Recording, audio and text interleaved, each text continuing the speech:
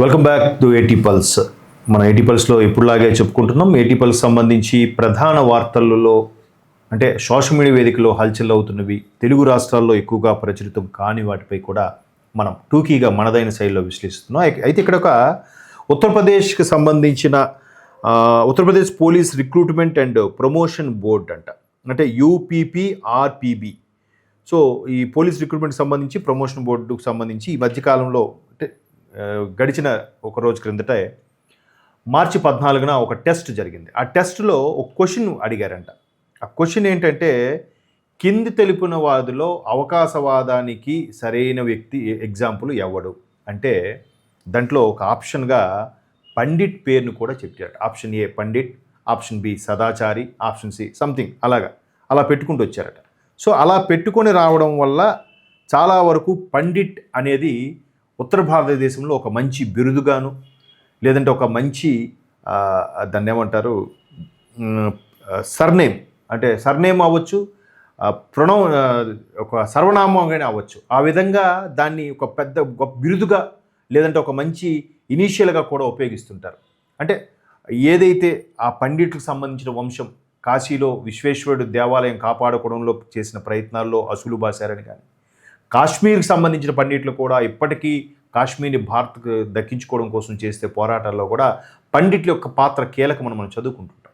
అంటే ఒక బిరుదాంకితంగా సంబంధించి ఒక గౌరవపదంగా ఒక సర్దార్జీ అని ఎలా చూస్తాము, ఒక పండిట్జీ అని ఎలా చూస్తాము, అట్లాంటి పేరుని అక్కడ ఆప్షన్స్లో ఇవ్వడం అనేది ఇబ్బందికర పరిస్థితులు. అయితే కొద్ది రోజులు, ఒక నెల 2 నెలల కిందట ఉత్తరప్రదేశ్ ముఖ్యమంత్రి యోగి ఆదిత్యనాథ్ గారికి అక్కడ ఆ శాఖలో పనిచేస్తున్న ఒక వ్యక్తి ఒక లేఖ రాశారు. బీజేపీకి సంబంధించిన ఒక కార్యదర్శి అభిజిత్ మిశ్రా అనే ఒక ఆయన.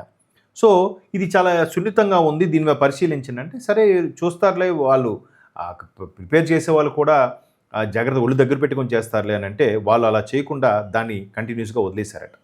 అది ఎట్లా అంటే, మొన్న పోలీసు నియామకం ప్రమోషన్కి సంబంధించి బోర్డు ఏదైతే నిర్వహించిందో అందులో ఒక హిందీలో ఒక క్వశ్చన్ వేశారంట. ఏంటి ఆ క్వశ్చను? అవకాశానికి అనుగుణంగా మారే వ్యక్తి ఎవరు అంటే, అవకాశవాది ఎవడు, దేనికి డబ్బులు లొంగిపోతాడా, లేదంటే మరో ఏదో ఒక ఫుడ్కి లొంగిపోతాడా, లేదంటే ఒక రకమైన లంచాలకు లొంగిపోతాడా అనే విధంగా ఒక క్వశ్చన్ వేశారట. క్వశ్చన్ కింద ఆప్షన్స్లో ఏమి ఇచ్చారంటే, option A Pandit, option B అవకాశవాది, ఆప్షన్ సి అమాయకుడు, ఆప్షన్ డి సదాచారి. అంటే పండిట్ ఒకటి, తర్వాత అవకాశవాది, అవసరవాది అని ఇచ్చారు, తర్వాత నిష్కపత్ అంటే నిష్కలంకుడు, అంటే ఎటువంటి కల్ముషం లేనివాడు, ఒక అమాయకుడు. అంటే ఇవాళ రోజుల్లో నిష్కలంకుడు అంటే అమాయకుడి కింద వస్తుందిలేండి. తర్వాత సదాచారి, సద్గుణవంతుడు, అంటే అన్ని పనులు చేసేవాడు. వాడి వీళ్ళలో ఎవరైనా లొంగిపోతారా అనేది ఇస్తే, అందులో అందరూ కూడా మంచి సత్ప్రవర్తన, అవకాశవాది అనేవాడు ఒక్కడే లొంగిపోతాడు తప్ప పండిట్ లొంగడు, అమాయకుడు లొంగడు, సదాచారి సద్గుణవంతుడు లొంగడు.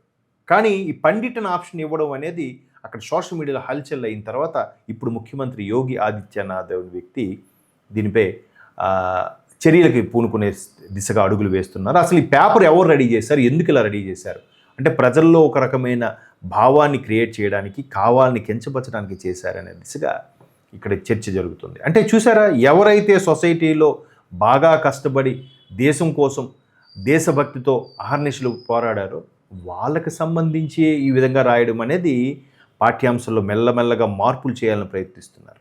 గతంలో కూడా భారతదేశ చరిత్రలో చూస్తే ప్రతిదీ కూడా, మొఘలుల చరిత్ర మనకు తెలుసు, చోళుల చరిత్ర తెలుసా, సుల్తానుల చరిత్ర తెలుసు, పల్లవుల చరిత్ర తెలుసా, అలాగే ఆడవుడు గజనీ గోరీ మహమ్మదులు వాళ్ళ చరిత్రలు మనకు తెలుసు పాఠ్యపుస్తకాల్లో. గుప్తుల చరిత్ర తెలుసా? జస్ట్ ఒక లైన్ ఉంటుందంతే. శ్రీకృష్ణదేవరాయలు మనకు తెలుగు రాష్ట్రాలకి పరిపాలించడం, అలాగే కన్నడిగుడు అయ్యింది, తెలుగు భాష లెస్స అనడం, ఇవి ఎక్కడ ఉండవు, చిన్న ఒక లైన్, ఒక పద్యం అంతే. డీటెయిల్ శివాజీ మహారాజ్ స్టోరీ మన పాఠ్యపుస్తకాల్లో ఉందా? లేదు. ఎంతసేపు మొఘళ్ళు, అక్బరు, బేబరు వాళ్ళందరూ గొప్ప పని చేసేశారు, ఔరంగజేబు కూడా మంచి పని చేసేశాడు, ఇవన్నీ రుద్దబడింది. ఎంత సవత్తల్లి ప్రేమ చూపించారంటే మొదటి నుంచి కూడా. సో వాటన్నిటిని ఒక్కొక్కటిగా చెక్ పెట్టుకుని వస్తున్నాయి. సోషల్ మీడియా ఒక విధంగా విస్తృతంగా ఉండడం వల్ల ఇటువంటివన్నీ మనకు వెలుగులోకి వస్తున్నాయి, తెలిసి వస్తున్నాయి. ఇట్లాంటిది ఎగ్జాంపుల్ కూడా ఇట్లాంటి పాఠ్యపుస్తకాల్లో చేర్చకూడదు. అలాగే రీసెంట్గా న్యాయ వ్యవస్థకు సంబంధించిన వ్యవస్థలో లొసుగుల మీద ఒక పాఠ్యపుస్తకంగా ఎన్సీఆర్టీ పెట్టాలనుకుంటే దానికి చీఫ్ జస్టిస్ వెంటనే దాన్ని ఖండించే ప్రయత్నం చేశారు. ఖండించిన ప్రయత్నం చేయకపోతే న్యాయం మీద ఏమాత్రం నమ్మకం ఉన్నా కూడా అది అపనమ్మకానికి తావిస్తోంది. అది అటువంటివి పాఠ్యపుస్తకాల్లో పెట్టకూడదనే అంశం మీద కూడా చర్చ జరిగింది.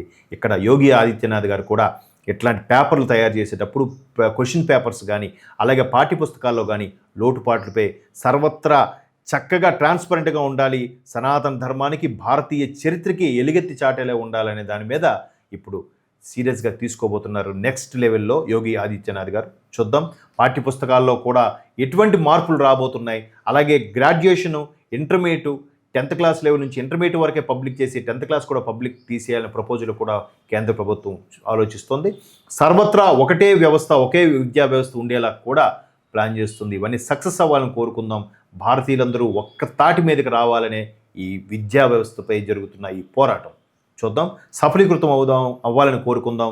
దానికి ముందు వరుసలో ఏటీ పల్స్ ఎప్పుడూ ప్రయత్నం చేస్తూనే ఉంటుంది.